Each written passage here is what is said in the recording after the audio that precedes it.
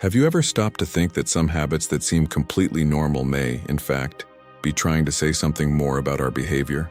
Imagine for a moment simple everyday situations, preferring to be alone instead of being in groups, feeling great discomfort with certain noises or textures, or even having a very strong need to follow specific routines every day. Many people look at these behaviors and think, that's normal.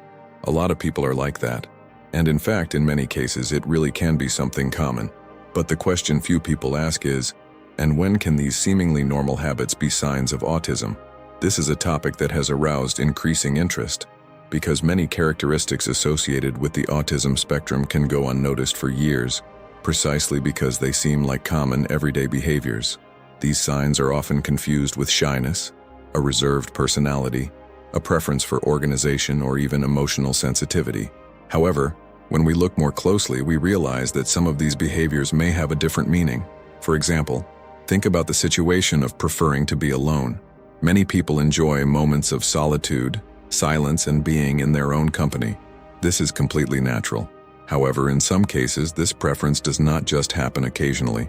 It can be constant, intense, and accompanied by difficulties in social interactions. The person may feel real discomfort when trying to participate in group conversations, avoiding eye contact, or simply not understanding certain social dynamics that seem natural to other people. Another very common example involves rigid routines. Many people like organization, planning, and predictability in their daily lives. Having set schedules, following certain standards, and maintaining repeated habits can even be considered positive for productivity and discipline. However, in some situations, routine stops being just a preference and becomes an extremely strong need. Small changes can cause great discomfort, anxiety, or frustration. Changing a simple plan can seem like a very difficult thing to deal with. There's also something that many people report but don't always fully understand: intense sensitivity to sounds, lights, or textures. Perhaps you have already met someone who is very bothered by specific noises, such as the sound of clanking cutlery, loud music, or busy environments. Or someone who avoids certain clothes because the fabric causes extreme discomfort to the skin. To some, this may just seem like a preference or a common sensitivity, but in certain situations, these reactions can be much more intense than usual. And here's an extremely important point. Having one of these habits alone does not mean autism. This needs to be very clear. Many people have one or another of these characteristics and are not on the autism spectrum. What really draws attention is when these behaviors appear very frequently, intensely, and have an impact on the way a person lives, communicates, and interacts with the world around them. This is precisely why so many signs can go unnoticed for years, because at first glance, they just seem like normal everyday habits, something anyone could have, something that can be explained as personality, personal taste, or lifestyle. But the truth is that in some cases, these behaviors may be connected to something deeper, something many people never thought to consider. And when we start to observe certain patterns more closely, we realize that what seemed like just a common habit may, in reality, be part of a larger set of signs. Many people do these things on a daily basis, but in some cases it may indicate something more. And there are other behaviors that also seem completely normal, but can reveal important signs when analyzed more closely. And it is exactly these other signs that we are going to talk about next. Now tell me something. How many of these habits have you noticed in yourself or someone close to you? Perhaps as you listened to these examples, a specific situation came to mind. It could have been your behavior, that of a child, a friend, or even someone in your family. And this happens because many of these habits considered normal are present in the daily lives of many people. Therefore, I really want to know your experience. Leave it here in the comments. Have you ever noticed any of these behaviors in yourself or someone you know? Prefer to be alone more? Have difficulty with routine changes, or feel very uncomfortable with certain sounds, lights, or textures? Your comment may help others who are also trying to better understand these signs. Often when someone shares an experience, other people realize that they are not alone going through something similar. And if this type of content makes sense to you, take the opportunity now to like the video. It may seem simple, but this really helps the video reach more people who also need to understand these topics better. The more people have access to this type of information, the greater the chance that someone will recognize important signs sooner. Furthermore, if you like content that talks about behavior, signs of the autism spectrum, development, and mental health, consider subscribing to the channel and activating the bell. This way, you don't miss the next videos. Because the idea here is precisely to provide information that helps you see everyday things from a new perspective. Often, small details of behavior go unnoticed for years simply because they seem too common to attract attention. And that's exactly why talking about these topics is so important. When more people understand these signs better, it becomes easier to seek information, guidance, and, when necessary, professional support. And in the next part of the video, we're going to talk about something even more interesting. When these habits stop being just common behaviors and start to indicate possible signs of autism. Because there is a very important difference between having an occasional characteristic and having patterns that appear with frequency, intensity, and impact on a person's life. Some behaviors may just seem like personal preferences, but when looked at more closely, they reveal patterns that many people had never stopped to analyze. And that's exactly what we're going to explore now. When we start to observe these behaviors a little more closely, a very important question arises. At what point can a habit considered normal actually indicate signs of autism? This is a very common question, mainly because many of the behaviors associated with the autism spectrum can also appear in people who are not on the spectrum. The big difference is usually not just in the behavior itself, but in the intensity, frequency, and impact it has on the person's life. Think, for example, of something we mentioned before, preferring to be alone. Many people are naturally more reserved, enjoy quiet time, or simply feel more comfortable in quiet environments. This is part of the diversity of human personalities. However, when we talk about possible signs of autism, this preference can go beyond simple personal taste. In some cases, the person may have real difficulty understanding certain social interactions, interpreting facial expressions, or understanding nuances of communication. This can make social situations confusing, tiring, or even stressful. Another point that tends to appear quite frequently is related to repetitive or very intense behaviors. Many people like to repeat certain activities that bring comfort, such as listening to the same song over and over, watching the same movie, or following a predictable routine.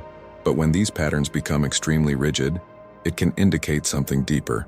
Some people on the autism spectrum may feel a very strong need to maintain specific patterns. Small changes in the environment, schedules, or order of activities can cause significant discomfort. Imagine, for example, someone who is used to taking exactly the same route every day to go to a certain place. If for some reason this path needs to change, this can generate an intense feeling of anxiety or frustration. For many people, this change may just be a minor inconvenience. But for someone who has difficulty dealing with routine changes, this change can be really challenging. Another important aspect involves social interactions, which often work differently for people on the autism spectrum. A well-known example is constantly avoiding eye contact. In many cultures, making eye contact during a conversation is seen as natural or even expected. However, for some people, maintaining eye contact can be extremely uncomfortable. It's not a lack of interest or education, but rather a different way of processing social stimuli. Additionally, there is something that many people describe as hyperfocus. This is a very interesting behavior and one that appears frequently in discussions about autism. Hyperfocus happens when someone develops a very intense interest in a specific subject. This person can spend hours researching, learning, studying, and talking about that topic in great depth. In many CISO, this interest becomes a true area of specialization. This can involve subjects such as technology, astronomy, dinosaurs, programming, systems, maps, games, music, or any other topic that arouses deep curiosity. The point here is not just liking something, but the intensity with which this interest is experienced. Sometimes a person may have difficulty changing the subject or noticing when other people in the conversation do not share the same level of interest in that specific topic. Another sign that often goes unnoticed is related to sensory sensitivity. This is an extremely common aspect within the autism spectrum, but many people initially interpret it simply as personal sensitivity. Some people may experience very intense discomfort with certain sounds, strong lights, or specific textures. The noise of a crowded environment, very bright lights, clothing tags, or certain types of fabric can cause irritation or sensory overload. To those observing from the outside, it may just seem like an overreaction or an unusual preference, but for those who live this experience, these stimuli can be really difficult to process. It's as if the brain is receiving all these signals at the same time, without being able to filter them easily.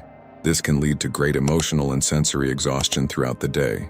And when we start to put all these pieces together, repetitive behaviors, difficulty with routine changes, challenges in social interactions, hyperfocus on specific topics, and intense sensory sensitivity, we begin to realize that we are not just talking about isolated habits. We are talking about patterns of behavior that may indicate something bigger. This is precisely why many people discover autism later in life. Because for a long time, these signs were interpreted only as personality traits. Someone may have been called shy, too quiet, too organized, or too sensitive. However, when we look more closely at the set of these behaviors, we realize that they may be connected in a way that was not so clear before. And understanding these signs is extremely important, not to label or jump to conclusions, but to broaden understanding about how different people experience the world around them. The more information there is about signs of autism that appear to be normal habits, the easier it becomes to recognize patterns that previously went completely unnoticed. Now I want to hear from you. As you listen to these examples, did any of them particularly catch your attention? Perhaps hyperfocus on a specific subject, difficulty with routine changes, or even sensitivity to sounds and textures. If any of these points made you think about something or someone, write a simple word or phrase in the comments like, "I identified myself. This happens to me." Or even, "I had never thought about that." I really want to read what you noticed. These comments really help to create a conversation here on the channel, and also help others watching to realize that many experiences are more common than they seem. And in the next part of the video, there is a very important point that we need to talk about: what to do when these signs start to appear frequently, and how to differentiate observation, information, and professional diagnosis. This is precisely where many doubts begin to arise, and understanding this part can make all the difference. When we begin to recognize some of these behaviors, such as difficulties in social interactions, very intense hyperfocus on certain subjects, extreme sensitivity to sounds, lights, or textures, or even a very strong need to maintain rigid routines, it is very common for an immediate concern to arise. Many people think, is this autism, or should I be worried about these signs? And here there is an extremely important point that needs to be understood very clearly. Observing signs is not the same thing as making a diagnosis. Nowadays, with easy access to information on the internet, many people end up identifying with content about signs of autism or characteristics of the autism spectrum. This can be positive because it increases knowledge and helps to notice behaviors that previously went unnoticed. But at the same time, it is essential to remember that only a qualified professional can correctly assess these characteristics. Recognizing some behaviors similar to those associated with the autism spectrum does not automatically mean that someone is on the spectrum. Autism is a complex condition that involves different aspects of development, communication, behavior, and the way the brain processes social and sensory stimuli. Therefore, any suspicion or doubt needs to be analyzed carefully and responsibly. This is exactly where the importance of specialized professional assessment comes into play. When there is a perception of several signs occurring frequently, especially if these behaviors begin to impact the person's social, school, professional, or emotional life, the best option is to look for professionals with experience in this area. Among the professionals who normally participate in this process are psychologists, pediatric neurologists, psychiatrists, neuropsychologists. Each of them can contribute in a different way to the evaluation. The psychologist, for example, can observe behavior patterns, social skills, and emotional aspects. The neuropediatrician usually works a lot in evaluating children, analyzing neurological development. The psychiatrist can help to better understand aspects linked to mental functioning and possible diagnoses. In many cases, assessment involves in-depth interviews, behavioral observation, and specific tests. This helps to understand how that person perceives the world, how they communicate, how they react to sensory stimuli, and how they relate to other people. Another essential point that needs to be reinforced is that information must go hand in hand with reception. For a long time, talking about autism was surrounded by many myths, prejudices, and misinterpretations. Today, we know that autism is part of neurodiversity, that is, different ways in which the human brain functions.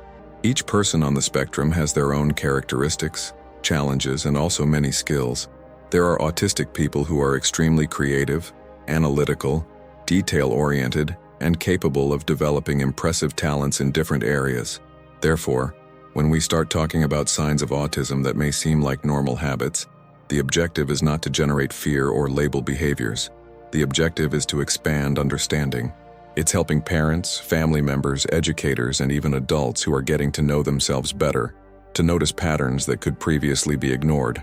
In many cases, when signs are noticed earlier, this allows the person to have access to support strategies, professional support, and tools that help with social, emotional, and educational development. This can make a huge difference to your quality of life over the years. And when we talk about quality of life, we are talking about something much bigger than just a diagnosis. We are talking about understanding specific needs, adapting environments when necessary, and improving communication. Many families report that, after better understanding certain behaviors, they are able to provide a much more welcoming and understanding environment. What was previously interpreted as stubbornness, disinterest, or difficulty in behavior is now seen in a different way. There are also many adults who begin to notice characteristics of the autism spectrum later in life.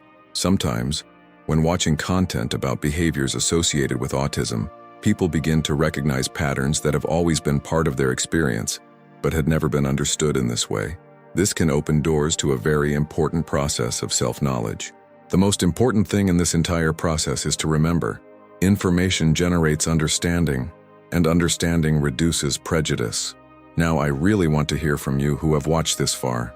During this video, did any of these signs or behaviors particularly catch your attention? Maybe something about sensitivity to sounds, difficulty with routine changes, or even hyper-focus on certain subjects. If any of these points made you reflect, write a simple sentence here in the comments. I learned something new today.